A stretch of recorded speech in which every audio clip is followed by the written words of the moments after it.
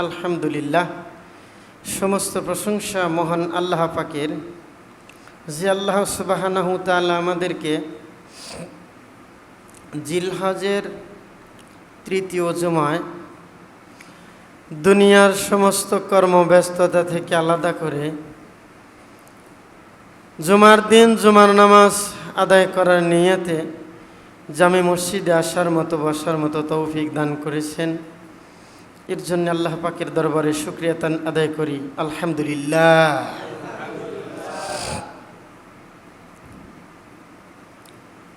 পৃথিবীর শুরু লগ্ন থেকে নিয়ে এই পর্যন্ত, এমনকি কিয়ামত পর্যন্ত যত পয়গম্বর দুনিয়ার বুকে এসেছেন সকলেই গত হয়েছেন, চলে গেছেন।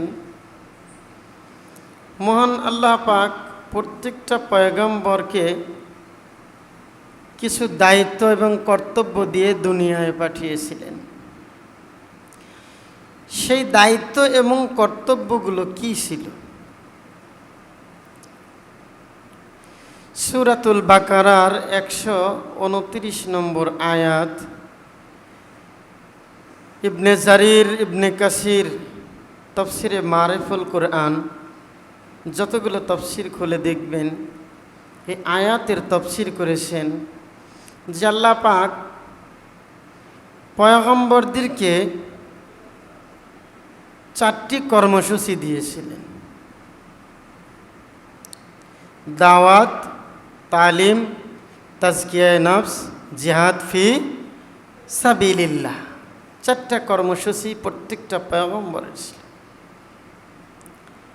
ইব্রাহিম আলাইহিস সালাতু ওয়াস সালাম আল্লাহর দরবারে দোয়া করেছিলেন আমাদের নবীর ব্যাপারে, রব্বানা, হে আমাদের প্রভু, ওয়াবআস, আপনি পাঠান, ফিহিম, তাহাদের মধ্যে, রসুলাম মিনহুম, তাহাদের মধ্য থেকে কোন রসুল। নবী করিম সাল্লাল্লাহু আলাইহি ওয়াসাল্লাম সেই দোয়ার ফসল যে তাদের দায়িত্ব কি থাকবে? ইয়াতলু আলাইহিম আয়াতিকা, ইয়াতলু, তেলাওয়াত করবেন, পাঠ করবেন, আয়াতিকা, তোমার আয়াতকে, আলাইহিম, তাহাদের নিকটে, আয়াতিকা, তোমার আয়াতকে। 1 নম্বর দায়িত্ব, পয়গম্বরদের দায়িত্ব হলো রাসূল করিম সাল্লাল্লাহু আলাইহি ওয়াসাল্লাম যখন আইয়ামে জাহিলিয়াতের যুগে আসলেন, এই 4টা কর্মসূচি নিয়েই তিনি এসেছিলেন। আইয়ামে জাহিলিয়াতের যুগ এই জন্যে বলা হয়, এমন বর্বরতার যুগ, এমন খারাপ যুগ ছিল ওই যুগটা। ভাই ভাইয়ে দ্বন্দ্ব, পিতা মাতাকে সম্মান দিতে, মর্যাদা দিতে তারা জানতো না। আত্মীয়তার সম্পর্ক ছিন্ন, আত্মীয়র সাথে তারা কখনো ভালো ব্যবহার করতো না। বাহিরে যত খানিকটা সুন্দর আচরণ করত, নিজের বাবা মার সাথেও তেমন ভালো আচরণ করতো না। বর্তমান অবস্থায়ও দেখবেন কিছু কিছু লোক আছে, বাহিরে সেই পণ্ডিত, সেই ভালো ব্যবহার, বাড়িতে বাবা মার সাথে, বিবি বাল বাচ্চার সাথে ভালো ব্যবহার নাই। বাহিরে মানুষের সাথে চলাফেরা, কি সুন্দর আচরণ, আর বাড়িতে আসলে মনে হয় যেন ফেরাউন, এমন আচরণ কিছু কিছু মানুষ এখনও আছে। আইয়ামে জাহিলিয়াতের যুগ এই জন্য বলা হয়, যে সময়ের মধ্যে প্রায় 360টি মূর্তি কাবা গৃহের ভিতরে তারা স্থাপন করেছিল। শুধু তাই নয়, উলঙ্গ অবস্থায় কাবা ঘরের তওয়াফ করত তারা। অন্ধকার যুগ, এমন অন্ধকার যুগ, ভালো মন্দ বলতে তারা কিছুই বুঝতো না। যদি কারো মেয়ে সন্তান হইতো, ওই সময়ে ওই পরিস্থিতির মধ্যে গোটা আরব, জাজিরা আরব, সেই আরবের মধ্যে ওই পরিস্থিতির মধ্যে যদি কারো মেয়ে সন্তান হইতো, সমাজে মনে করত যে আমার চাইতে দুর্ভাগা আর কেউ হইতে পারে না, সঙ্গে সঙ্গে জীবন্ত তাকে মাটির ভিতরে পুঁতে ফেলত। তাফসীর খুলে দেখলাম দাহিয়াতুল কলব একজন বিখ্যাত, একজন সুন্দর সাহাবী ছিলেন, অত্যন্ত সুন্দর সাহাবী। তাফসীরে মারিফুল কোরআনের ভিতরে দেখবেন জিবরাইল আলাইহিস সালাতু ওয়াস সালামও অনেক সময় এই দাহিয়াতুল কলব রাদিয়াল্লাহু তাআলা ওনার চেহারা ধরে আল্লাহর নবীর সামনে হাজির হইতেন। সেই অবয়ব সেই আকৃতি নিয়ে আল্লাহর নবীর সামনে হাজির হইতেন। এত সুন্দর একজন সাহাবী দাহিয়াতুল কলব রাদিয়াল্লাহু তাআলা অত্যন্ত সুন্দর সাহাবী ছিলেন।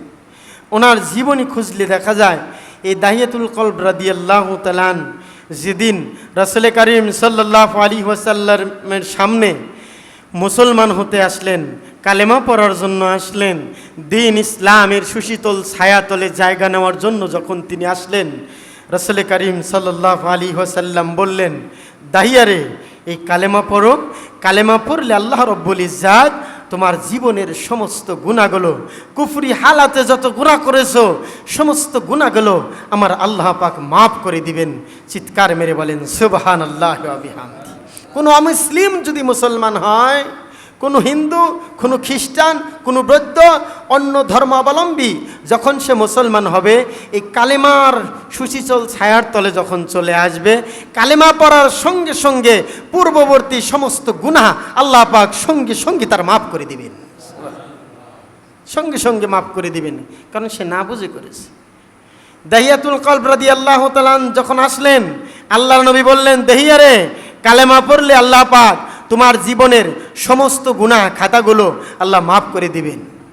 দেহিয়া চোখের পানি ছেড়ে দিয়ে ডাক দিয়ে বলেন, ইয়া রাসূলুল্লাহ, কালেমা পড়লে আমার জীবনের সব গুনাহ মাফ হবে, কিন্তু এমন এমন কিছু গুনাহ আমি করেছি ইয়া রাসূলুল্লাহ, কালেমার বিনিময়ে মনে হয় মাফ হবে না। সুবহানাল্লাহ। লা তাকনাতু মির রাহমাতিল্লাহ, আল্লাহর রহমত থেকে নিরাশ হও না। দাহিয়া বলো তো কি এমন গুনাহ করেছো যে তুমি আল্লাহ তাআলার রহমত থেকে নৈরাশ হইতেছো? আল্লাহর রহমত থেকে নৈরাশ হওয়া যাবে না, আল্লাহ মাফ করে দিবে। কি এমন গুনাহ করেছো আমি রাসূল একটু তোমার কাছে জানতে চাই। হযরতে দাহিয়া চোখের পানিগুলো দা দা করে ছেড়ে দিয়ে ডাক দিয়া বলি, ইয়া রাসূলুল্লাহ, ইয়া হাবিবাল্লাহ, আমি জীবনে অনেক গুনাহ করেছি। আমার কন্যা সন্তান হইতো, একটা দুইটা নয়, কিতাবের মধ্যে লেখে প্রায় 7টা কন্যা সন্তানকে আমি নিজ হাতে দাফন করে দিয়েছি। আমি এমন নির্দয়া, আমার কলিজার টুকরা সন্তানদেরকে আমি মাটির নিচে জীবন্ত পুঁতে ফেলতাম। ইয়া রাসূলুল্লাহ, সর্বশেষ যে মেয়েটা 4 বছরের জন্য আমি বাইরে সফর করতে যাই, আমার বিবি প্রেগন্যান্ট, পেটে বাচ্চা। যাবার সময় আমার বিবিকে বলে গেলাম, বিবিরে ছেলে হলে যত্ন করে পালবি, মেয়ে হওয়ার সঙ্গে সঙ্গে গলা টিপে হত্যা করে মেরে ফেলবি।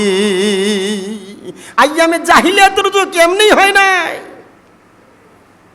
ইয়া রাসূলুল্লাহ, ইয়া হাবিবাল্লাহ, 4 বছর সফর করার পর আমি যখন আমার বাড়ির দুয়ারে এসে দাঁড়াই, আমি দেখতে পাইলাম পূর্ণিমার চাঁদের চেয়ে নিষ্কলঙ্ক একটা মেয়ে আমার সামনে দাঁড়িয়ে বারবার আমাকে আব্বা আব্বা বলে ডাকে। আমি ডেকে বলি, বেগম কার মেয়ে অযথা আমাকে আব্বা বলে ডাকে? আমার বেগম ডেকে বলে, দেহিয়ারে এটা তোমার মেয়ে।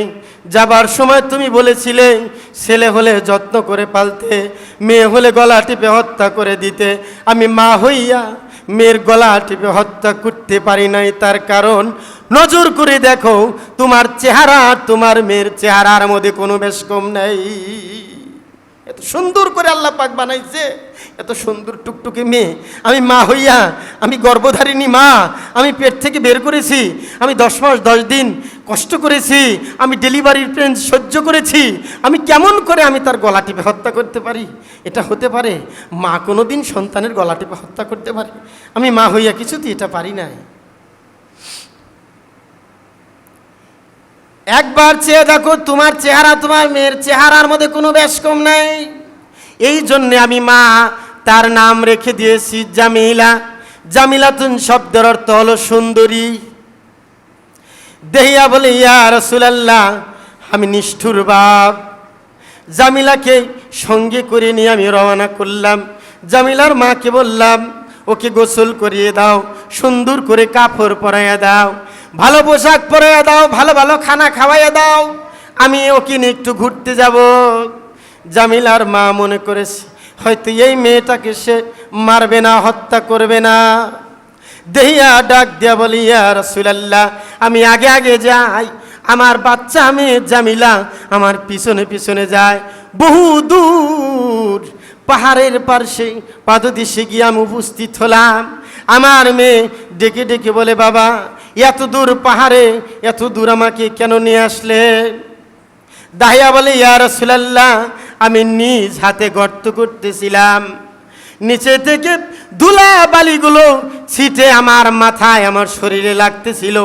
জামিলা হাত দিয়ে ওগুলো পরিষ্কার করতেছিল আর ডেকে ডেকে বলতেছিল, বাবা রে, এত দূর পাহাড়ের পাশে এত বড় গর্ত তুমি কেন করো? ইয়া রাসূলুল্লাহ, আমি নিষ্ঠুর বাপ, জাহিলিয়াতের যুগের মধ্যে পড়েছি। ইয়া রাসূলুল্লাহ, আমার দিলের ভিতরে দয়া মায়া কিছুই ছিল না। আমি ডাক দিলাম, জামিলা রে, কি কেন গর্ত করতেছি? কিছুক্ষণ পর তুই টের পাবি।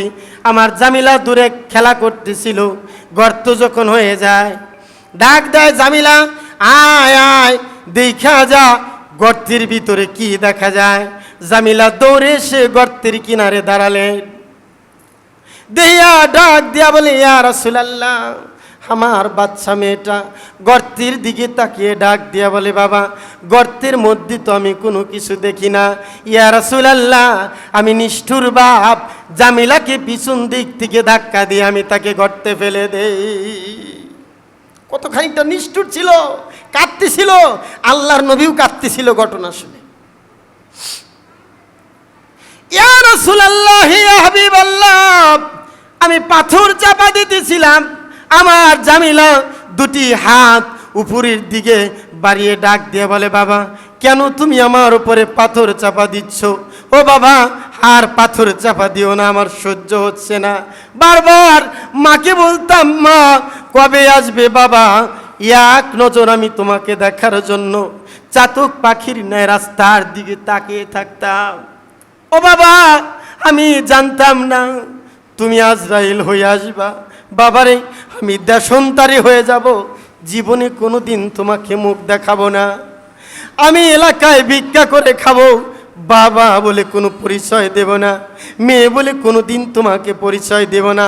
ও বাবা, এত দূর পাহাড়ের পাশে তুমি আমাকে জীবন্ত কবর দিও না। ইয়া রাসূলুল্লাহ, আমার জামিলা হাত দুটো বের করে বারবার আমাকে ডেকেছিল। আমি নিষ্ঠুর বাপ, জামিলাকে জীবন্ত কবর দিয়ে আমি বাড়ি চলে আসলাম। রাত্রিবেলায় ঘুম নাই, গভীর রাত, আমার জামিলা যেন ওই গর্তে পড়ে ডেকে ডেকে বলতেছে, শব্দটা আমার কানে আসতেছে, ডেকে ডেকে বলতেছে, বাবা তোমার মতো নির্দয়া বাপ আর দুনিয়ায় নাই। ইয়া রাসূলুল্লাহ, কালেমা পড়লে সব গুনাহ মাফ হয়ে যাবে। এত বড় গুনাহটা কালেমার বিনিময়ে মাফ হবে না। আমার রসুল ডাক দিয়া বলে, দেহিয়ে, এই গুনাহটা তুই কোন দিন করেছিস?